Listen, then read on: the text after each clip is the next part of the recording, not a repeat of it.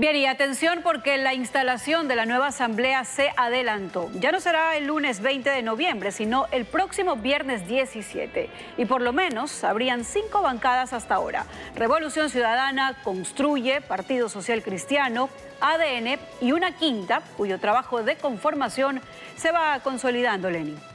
Samantha, y vamos a revisar cómo han avanzado en esa constitución con la doctora en jurisprudencia y docente universitaria, hoy asambleísta de Avanza por Imbabura, quien pertenece a la coalición de Actuemos con el partido Suma y Avanza. Doctora Pozo, buenos días, bienvenida a Contacto Directo.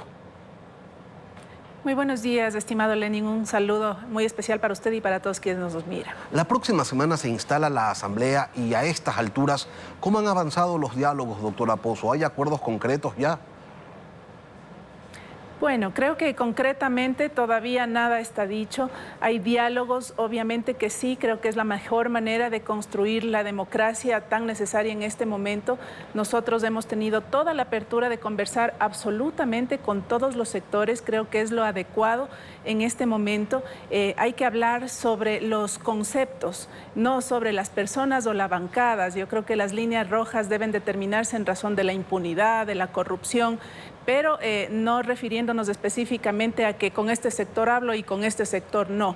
En este momento, después de la lección que el Ecuador le ha dado a la clase política, escogiendo un presidente joven, un hombre que no ha confrontado, creo que lo menos que podemos hacer desde la legislatura es conectar con esa lección, con esa necesidad ciudadana y tender los puentes para el diálogo. Necesitamos una gran mayoría, una mayoría consolidada en beneficio de todas las decisiones positivas para el Ecuador. Y si tienen claro qué es lo que necesitan, si tienen claro hacia dónde apuntan, ¿por qué a 7 días de que se instale la asamblea no tienen todavía concreciones? ¿Qué es lo que los separa? ¿Qué es lo que las impide? Mire, nosotros tenemos muy clara cuál es nuestra actitud frente al reto inmenso que significa, primero, dignificar la asamblea y segundo, hacer una presentación digna en este cortísimo tiempo de acción de transición. Nosotros desde hace 3 semanas aproximadamente tenemos mucha claridad y lista nuestra agenda programática.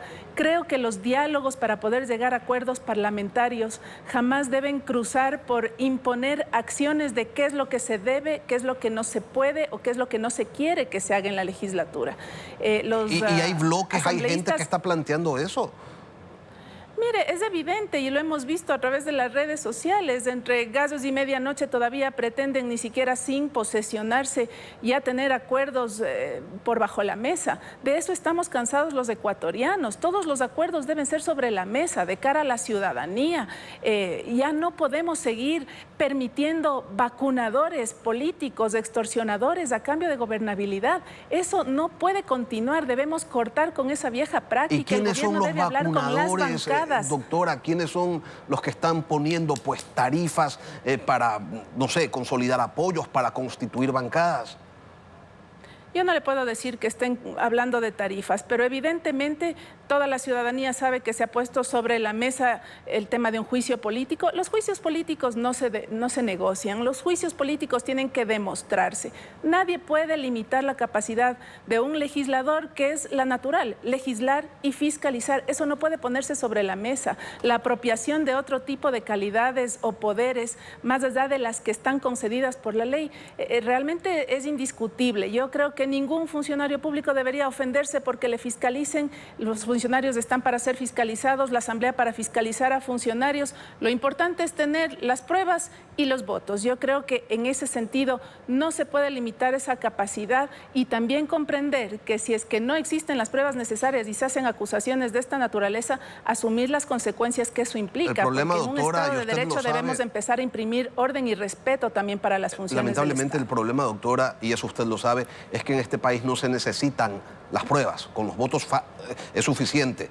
Con que tengan los votos, con que tengan la mayoría, así alguien sea inocente, pues se lo condena al cadalso, ¿no? O sea, no es necesario nada más. Es ahí donde es absolutamente necesario, estimado Lenin, marcar un liderazgo. Insisto, en este proceso de transición, el Ecuador ha elegido un nuevo liderazgo, un liderazgo joven que necesita ponerse al frente de esta nación, necesita ponerse al frente de lo político, necesita dialogar con todos los sectores. Yo había criticado de manera proactiva ese silencio que había mantenido hasta hace muy poco el señor presidente de la República electo. Eso no ha sido sano de ninguna manera para el debate. Usted ha visto que en los últimos tiempos eso se prestó para muchos dimes, diretes, cosas por aquí, cosas por acá, que no han aportado en nada para un momento con el que vivimos, en el que ya debíamos habernos sentado todos los sectores para saber en qué consiste el referéndum que propone el presidente, y ese silencio se extiende el plan de seguridad que propone el presidente. Tampoco han tenido ustedes un interlocutor de ADN a nivel legislativo. No le escuché, Lenny, perdón. Le preguntaba si ese silencio del Ejecutivo se traslada también hacia el Legislativo. ¿No han tenido ustedes un interlocutor, un vocero por parte de la bancada de gobierno con quienes puedan discutir sobre estas cosas? Mire, existen voceros en el orden legislativo. Yo particularmente no he conversado con ninguno y he criticado profundamente el hecho de que esas vocerías estén reuniéndose de manera independiente legislador por legislador.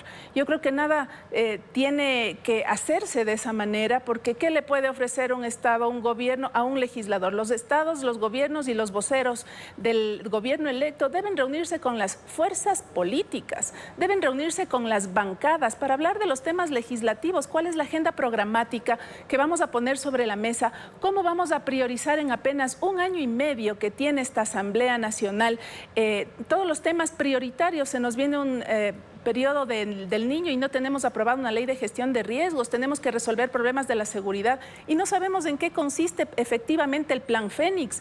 ¿Cómo podemos nosotros apoyar esa iniciativa del gobierno desde la Asamblea Nacional? Tenemos que hablar, doctora, y tenemos que dialogar sobre la mesa, estimado Lenin, para poderle dar soluciones en este cortísimo tiempo al Ecuador, y esa debería ser la prioridad del gobierno liderando este proceso y esta hoja de ruta. Entiendo entonces que ustedes no han hablado con el gobierno, no quieren conversar con los vacunadores políticos, ¿con quienes sí han conversado? ¿Con quienes tienen acuerdos?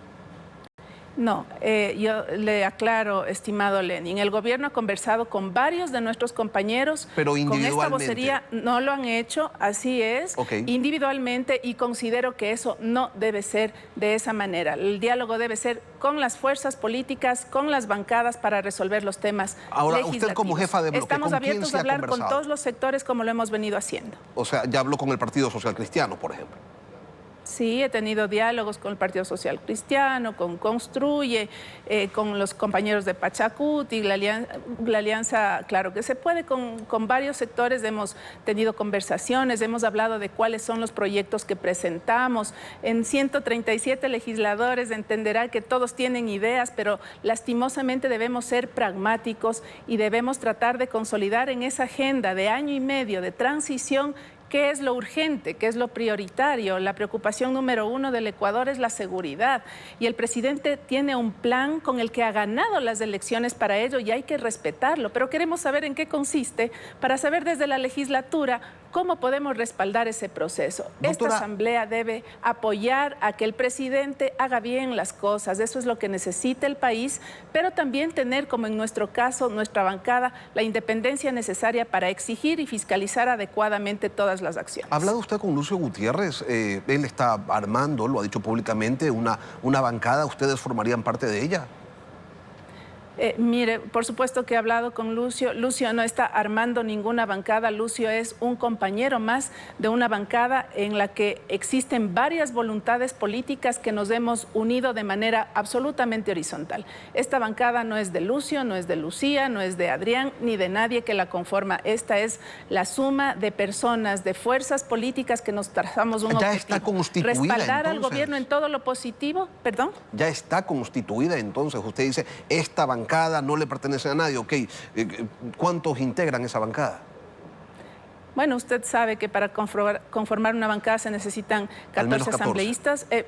Evidentemente los tenemos y se siguen sumando a esta propuesta que presentamos de tener esa independencia, esa libertad de consensuar todas nuestras acciones en lo que se refiere a la Asamblea Nacional, de tener un objetivo claro, que es dar gobernabilidad a cambio de nada, que es lo que tiene que hacer la legislatura, y poder también exigir con esa misma firmeza que el presidente cumpla con su oferta de campaña, que el presidente haga lo que tiene que hacer, que darle ese apoyo necesario en esta oportunidad histórica que tiene la juventud de demostrar que se debe y se puede hacer una política diferente, una política que se traduzca en que todas las acciones deben ser de cara a la ciudadanía, a la luz del día, mediante un diálogo sano, constructivo, que nos permita a los ecuatorianos sacar los pies del lodo, estimado Lenin. Doctora, si en este momento...